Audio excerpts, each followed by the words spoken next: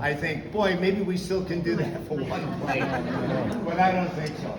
Every morning I'm just happy that I'm alive. You know, I've noticed a lot of people here, they all look the same except they either have no hair or gray hair. So I'm one with the gray hair for sure. And it's been great to visit with so many different people. I was a real fan of the Wonder Years, and now we're in the Wonder Years. I wonder what day it is. I wonder where I put my phone. I wonder what time I'm going to go to bed, or if I'm going to wake up. So it was a great magical time that we had here at Notre Dame, for sure. And for me, the main reason why it was magical was because of Ara Parseghian.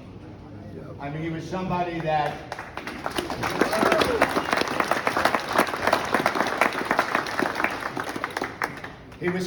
really that was a manifestation of everything that Notre Dame wants to be known for.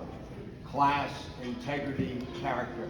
That was what Ara Parseghian was all about. And I think so many people say to me, what was he like? I said, well, he could have been a governor, he could have been a senator.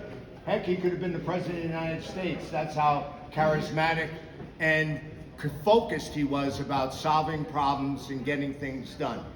I mean, we had an unbelievable Camelot year in 1973 after we got destroyed by Nebraska in the Orange Bowl, 40-6. I remember talking with Dave and Mike and saying how much we needed to prove that we weren't that bad. And if we can take one game at a time and win that game and then worry about the next game the next week. And that's what we did. Each week we got better and better. I missed the first 4 games of the year. Guys like Tom Bolger came in, we didn't skip a beat.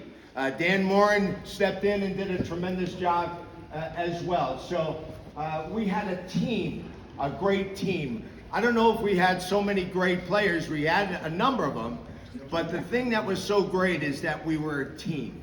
And we had loyalty because I think for the most part, Ara treated everybody as fairly as he possibly could.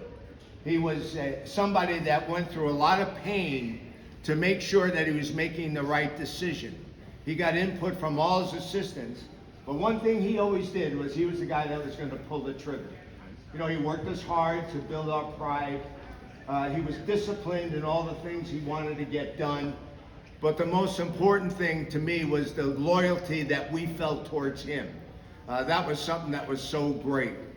He was somebody that was really so magical in the things that he wanted to do with us. He understood people, and he had faith in us.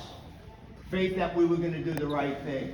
Faith that we were going to make a difference in the world. And I think his main message to all of us was, you can make a difference. No matter how small you think it may be, you can make a difference. So keep trying every day. I remember one time going to talk to him. My mom had just passed away, and he says, oh, I'm sorry to hear that. You know, your folks and family are going to really need you at this point to be strong. He says, I have a problem in my family. Then he proceeded to tell me about his grandchildren. He says, one of the things that I always think about is like when Muhammad Ali got knocked down in the 15th round in that famous fight against Joe Frazier. They asked him, what were you thinking? And he said, get up, get up, get up. And you never quit. And that's the thing that Ara always instilled in us, that you never quit and you keep fighting. So that was one of the great messages I learned in my life. And I know that all you guys, whether you were starters, whether you were prep guys, whether you were guys that were freshmen at the time, you used those lessons and went on to become doctors and lawyers and CEOs of companies and made tons of money. But one of the things I've noticed about the guys that have done so well is that they give back many, many times over. So that's a great thing.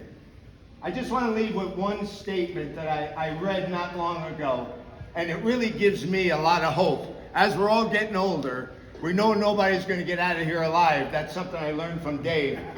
But Nick Williams. One of the things that it said in this statement was that death is not a destination.